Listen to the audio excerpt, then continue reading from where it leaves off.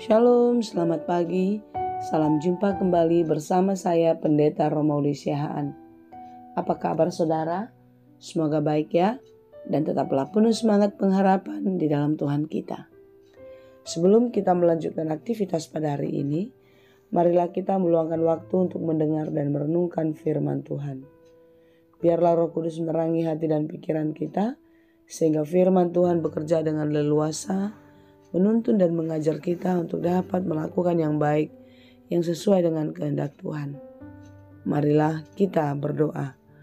Ya Allah Bapa yang Maha Baik, terima kasih atas penyertaan-Mu dalam hidup kami sampai hari ini. Terima kasih Tuhan untuk banyak kebaikan Tuhan yang terjadi dalam hidup kami. Kami yakin dan percaya akan banyak kebaikan lagi yang akan Tuhan berikan kepada kami. Berkati kami hari ini, ajari kami untuk dapat melakukan hal-hal yang baik yang sesuai dengan kehendak-Mu. Terlebih-lebih di dalam aktivitas dan pekerjaan kami, ajari kami untuk dapat melakukannya dengan setia di dalam takut akan Tuhan.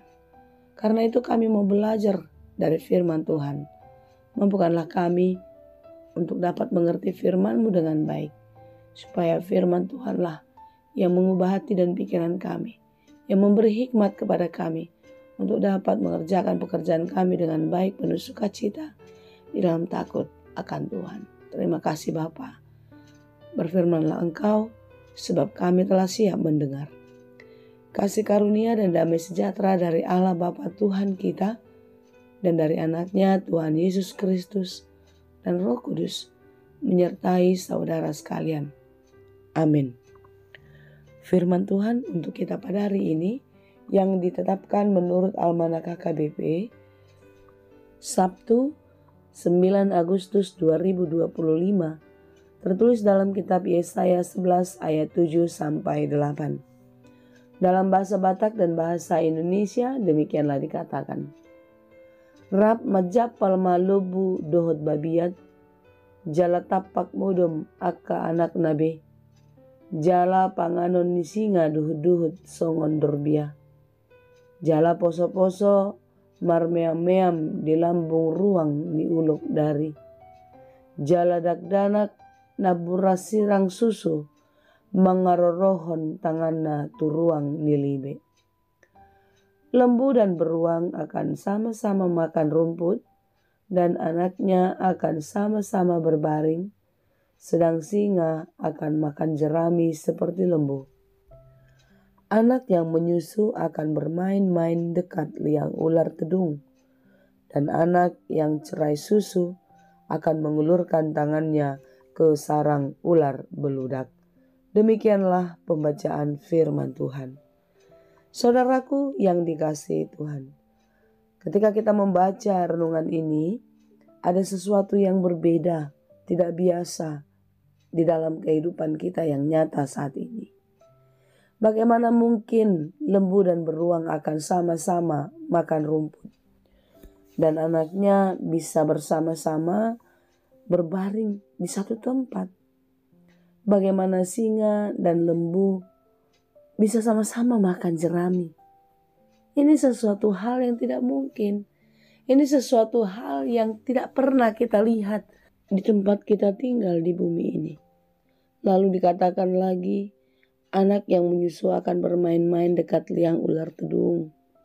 Anak yang cerai susu akan mengulurkan tangannya ke sarang ular beludak. Sungguh sangat mustahil. Sungguh sangat mengerikan. Itu tidak mungkin sekali kalau kita mengukurnya menurut pikiran dan logika kita. Saudara yang dikasihi Tuhan, renungan kita pada hari ini mengatakan tentang kedatangan Sang Mesias Juru Selamat.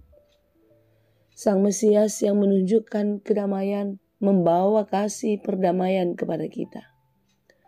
Di dalam situasi yang carut-marut, di situasi yang berat, Juru Selamat datang memberikan kasih dan damai sejahtera. Membuat pikiran yang kalut menjadi tenang, hati yang gelisah menjadi damai. Dia datang membawa damai. Sehingga situasi tadi dikatakan sebagaimana di renungan ini lembu dan beruang bisa bersama-sama, singa dan lembu itu bisa seperti sama-sama.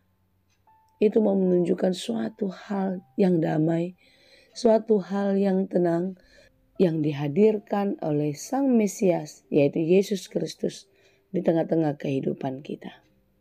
Tidak ada lagi orang yang akan berbuat kejahatan. Tidak ada lagi yang saling menyakiti, berlaku busuk kepada orang lain. Dia datang membawa damai. Dia datang mengubah semuanya menjadi baru.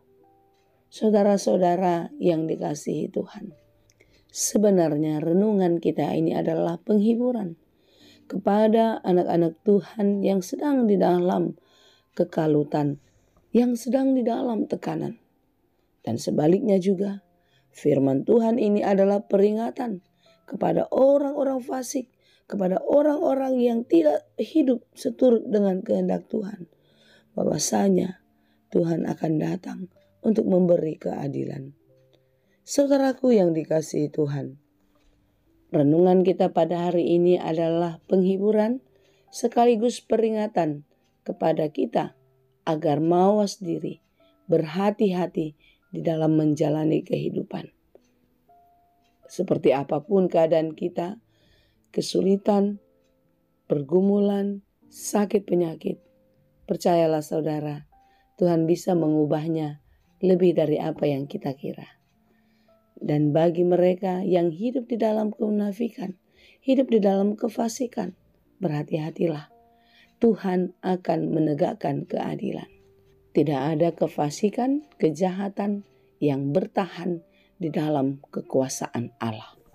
Oleh sebab itu saudaraku yang dikasihi Tuhan, mari kita mengintrospeksi diri kita, memeriksa hati, memeriksa pikiran dan rencana-rencana kita. Apakah kita sudah berjalan sesuai dengan kehendak-Nya?